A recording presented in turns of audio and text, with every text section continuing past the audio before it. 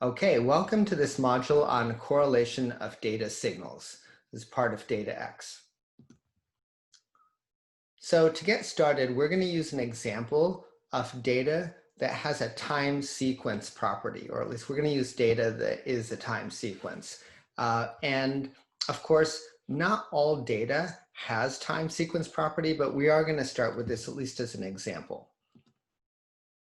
So in this example, there's a lot of types of data which naturally has a time property that is, it's measured in time. So that can be anything, for example, like the stock market or temperature, instrument readings, anything, in that category. It comes as something that's happening in real life and it happens in time.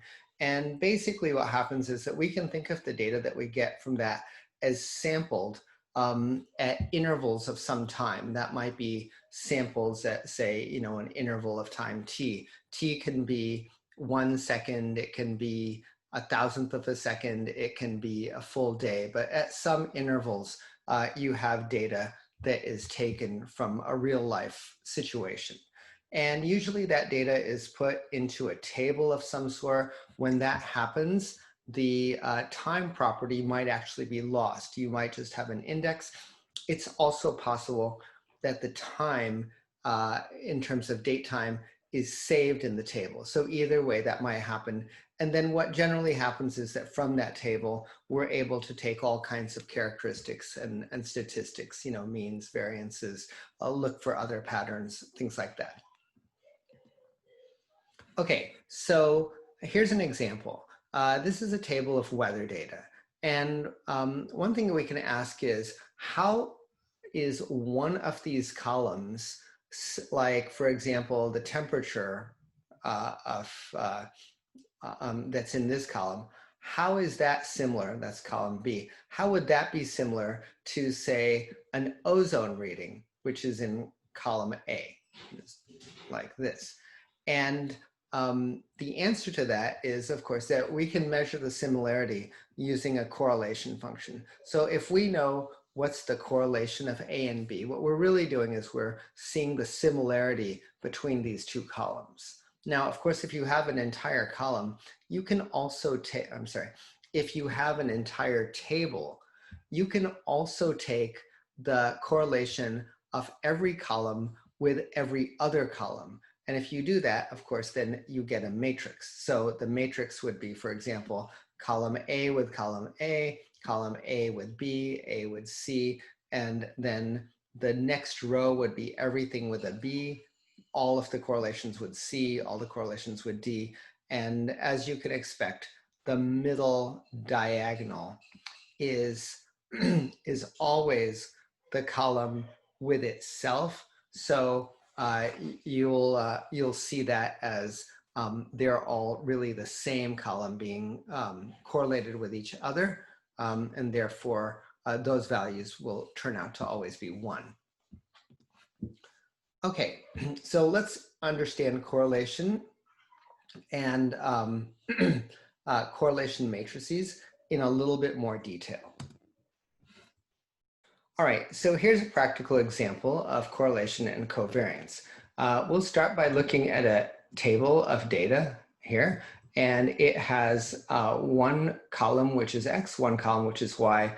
And the way I want you to think about this is that every point, or in other words, every row of that table is a point.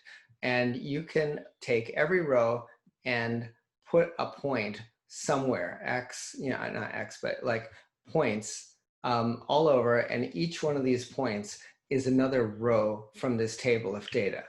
And now I'm going to look at this physical interpretation. For each of these points, how far is that point from the average value of X, and how far is that point from the average value of Y, or the expected value of Y? Those two distances, if you multiply them together, they make, you can think of it as a rectangle with an area, and specifically, they make an area when you multiply those two together. And what covariance really is the average of all of those squares. Each point makes up some square from how far it is away from the origin. And if you average them all together, then what you're really getting is the covariance. Now, the things that are in the first quadrant here, quadrant 1 and quadrant 3, those points will always have a positive value for those areas. The things that are in quadrant 2 and quadrant 4, they will always, let's see if we can do that, quadrant 4, they will always have a negative value for the area. So if you have lots of points, depending on which quadrant you're in, you're going to get a positive or a negative value for the covariance. Now, correlation is really the same thing as the covariance, but it's normalized. And you do that by dividing by the standard deviation of x, which you can get from all the x values, and the standard deviation of y, which you can get from all the y values. And as it turns out, and you'll see that correlation, once divided by this product, cannot be less than -1 and cannot be greater than 1. And that's why I say it's normalized.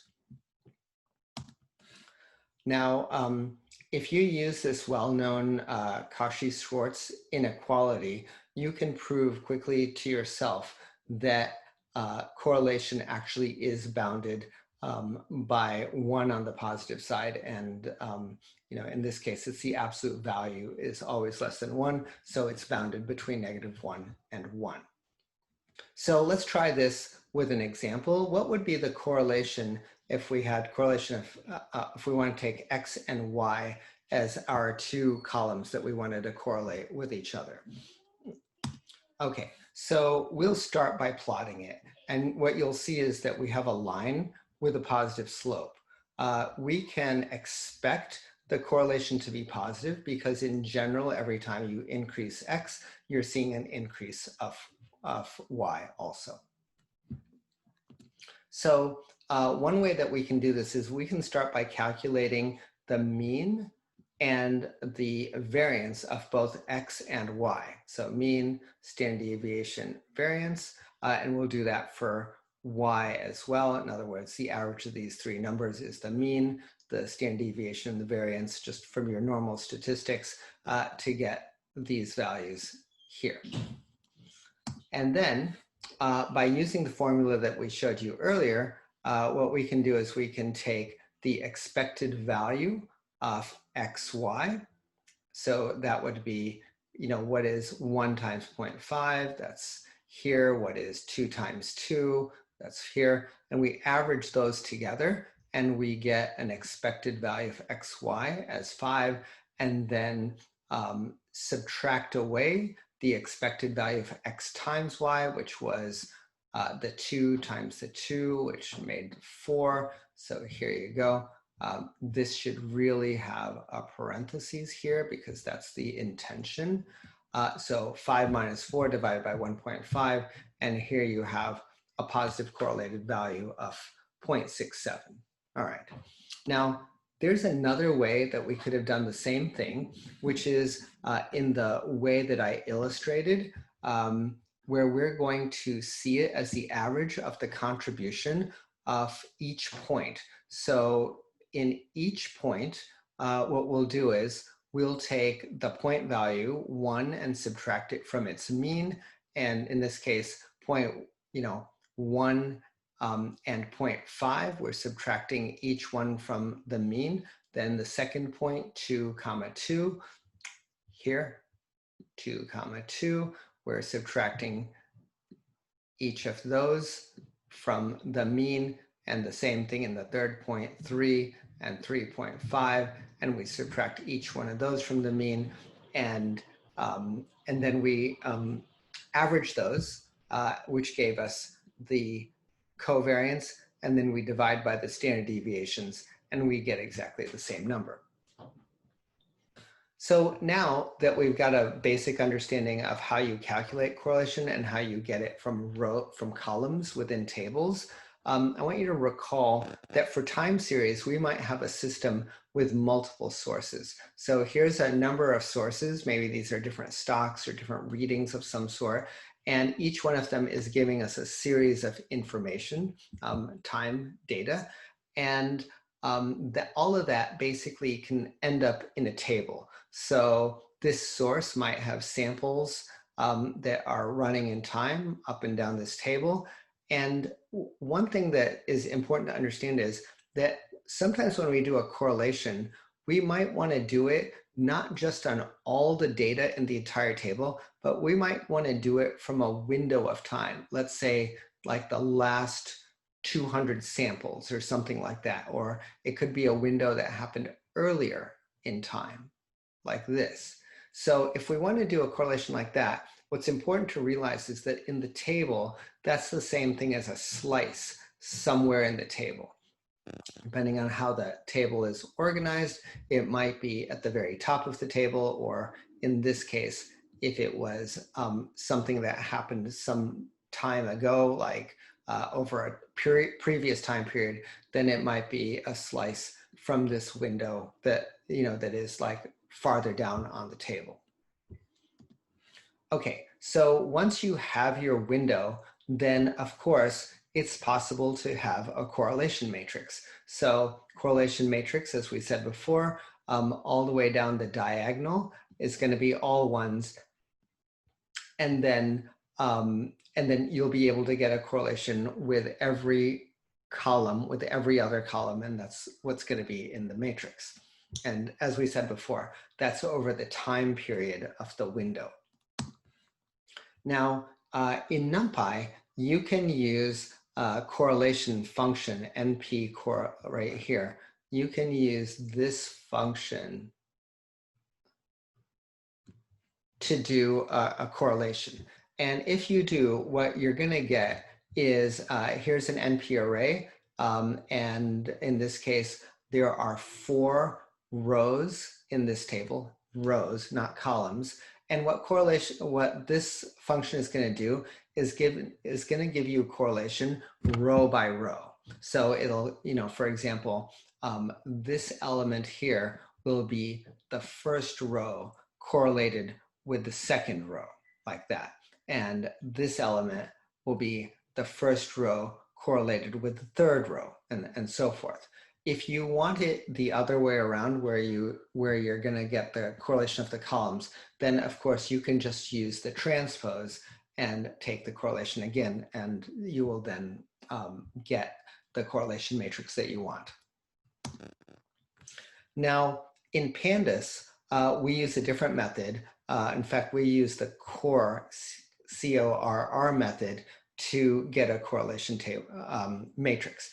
And so you'll have a data frame and you'll say .corr, and what it'll do is it'll take the table that you've got with all of the columns, and what it'll do is it will basically throw away whatever are these labels here. It will only use the labels from the columns, which is what you would expect, and give you a correlation every column with every other column.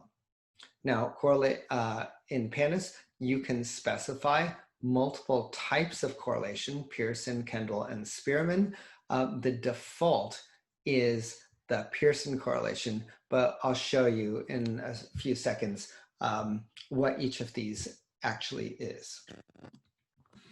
So this first slide, explains Pearson correlation. And if you haven't seen it, this is actually a very unique way to understand what is Pearson correlation. So I'll start by, again, showing you, let's say that we've got a data table with 2 columns, X and Y. And again, what we're going to be doing is we're going to be taking the correlation between these columns. Now, what I want you to do is think about these columns this time as vectors. And they are vectors. So this column X here is a vector in n-dimensional space. So for example, if you have 10 rows of data, then we're going to say that X is a vector in 10-dimensional space.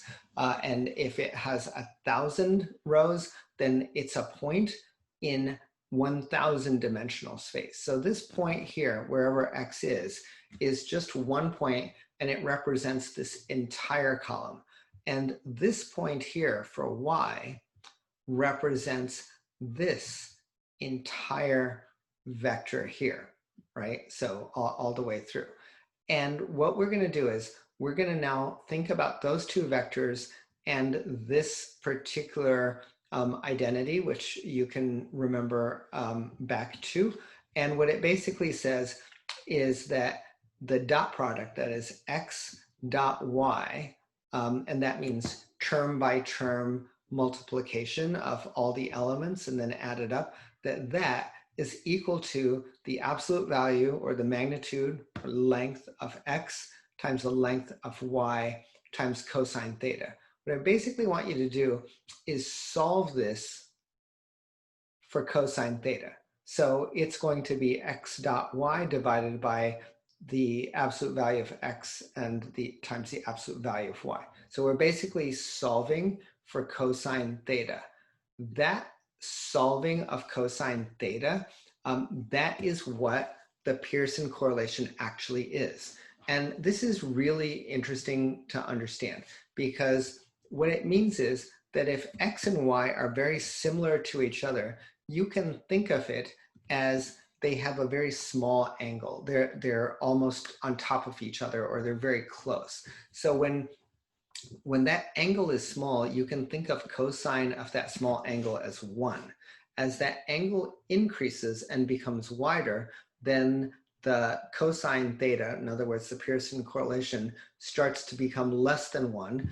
And if X is basically in the complete opposite direction of Y, kind of the way that I'm diagramming this right now, then you're going to get a cosine theta, which is equal to -1. That's the extreme of how far away these angles can be. All right, so this is very clever also, because if you, for two reasons. One is if you have a very short vector and it's similar to a long vector, the actual distance between these two vectors can be quite long, but the angle is very small, and so the correlation is still going to be very high. It tells you that they're both kind of heading in the same direction. The other thing is that this is computationally very powerful, because getting this value is really just a matter of multiplying term by term all these values, and then adding it up and then dividing it by the magnitudes of each vector separately. There's no complex math going on in order to calculate the Pearson correlation. So it's fast. Okay, so Pandas will create the matrix with the correlation matrix, and it will do it with columns. And that's what we've been doing. And this little code block just gives you that example. So we create here a data frame with 5 different columns, and then we can correlate 2 columns with each other, A and B, and get a value. You can also just do correlation of the entire matrix, and you'll see that you'll get not just that one value here, but you'll get every value, every column with every other column. And as we said, the default will be Pearson correlation. Okay, a second type of correlation is Kendall correlation. And in this type, what we're going to do is we're going to take, again, the table with the X's and Y's, and we're going to plot every single one, 2, 3, 4, 6, 3, 8. We're going to plot every point in a space, in a 2-dimensional space in this case. And now we'll look at how many lines are there between all of those points. So if there's n points, you know that there's going to be n times n minus 1 divided by 2 pairs, or in other words, lines between all of these points. And now the way this works for Kendall correlation is we're going to figure out which of those lines have a positive slope. And that means if you were to increase X, then would Y also increase? That would be a positive slope. And we're going to call those concordant pairs. That line connects two dots, two pairs of points, and they're concordant because when you increase the x value, you also increase the y value. And the other ones that we're going to find out are how many are discordant pairs. And by that, I mean have a slope that is negative. So when you increased x, y actually became smaller. Now, so the basic idea, concordant, x is rising with y, discordant, x is rising and y is decreasing. Now, what we are going to do is we're going to take the difference, the number that are concordant minus the number that are discordant, and then normalize it by the total number of points that there are. So if the number of concordant is equal to the number of discordant, then what you're going to get is a value of 0. If they were all concordant, you're going to get a value of 1. If they were all discordant, you're going to get a value of -1. So again, the maximum is 1 and the minimum is -1.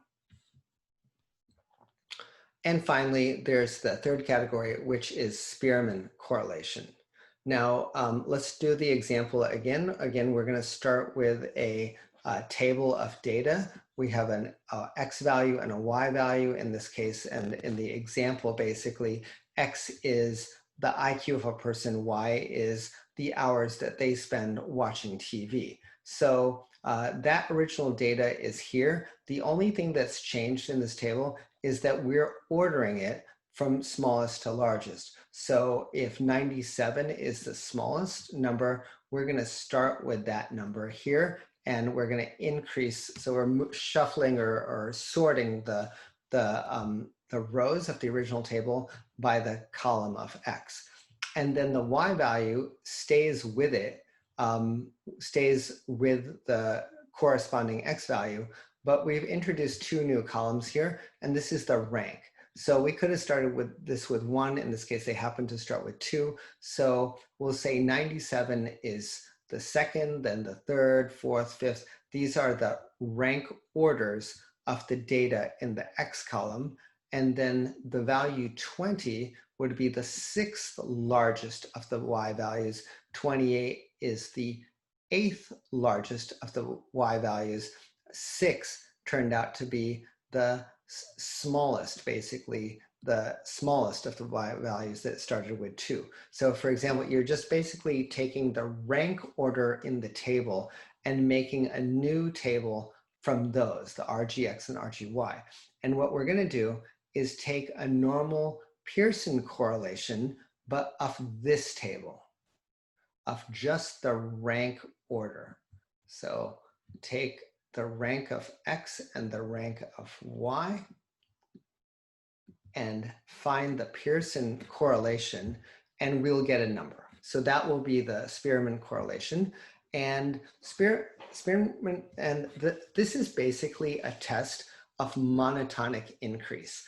So if x is greater, and every time you increase x, y also increases, then you've got monotonic increase, and you will have a positive value for Spearman correlation.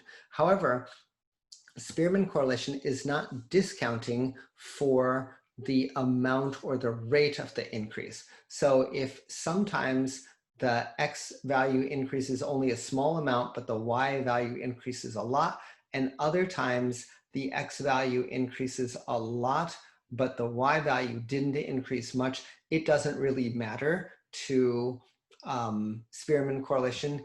And in this example with this interesting shape here, this monotonically increasing function, the Spearman correlation is still 1. But if we were to take the Pearson or kind of the normal correlation, we would not get a 1, we would get 0.88. So as I said, this is a test of monotonic increase, and it does not discount for the rate of the increase of one variable versus the other one.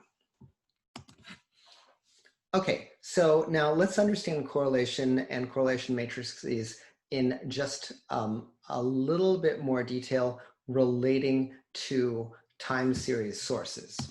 Okay, so one thing that you can do with correlation is that you can use it to match patterns. So for example, x1 is an array of numbers and it has this pattern in it, and x2 is an array of numbers and or it's a time source. If you're going to look for this pattern somewhere in this time source x2, you can use correlation for that. So for example, you could use this function to correlate x1 with a shifted version of x2.